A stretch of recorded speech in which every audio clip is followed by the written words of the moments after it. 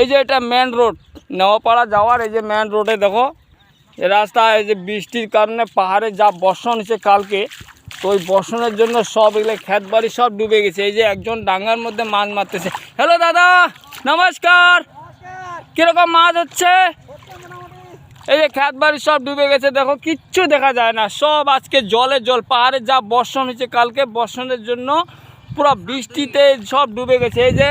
এই যে দুজন আসতেছে, জল দেখতে আসতেছে। এই যে দেখো মেন রোডে আজকে জল, এই যে পাকা রোডে জল জমে গেছে, দেখো জল যাইতেছে। এই যে একজন ডাঙ্গার মধ্যে মাছ ধরতেছে, এই যে মেন রোড, শুধু জলের জল। এই যে দেখো এটা ডাঙ্গা, কিন্তু এটা আমি যেটা দিয়ে যাচ্ছি এটা মেন রোড, পাকা রোড সিসি। এই যে এই রাস্তাটা আজকে বন্ধ হয়েছে, দেখো এই যে মুরগির ফার্ম সব ওইটাও ডুবে গেছে।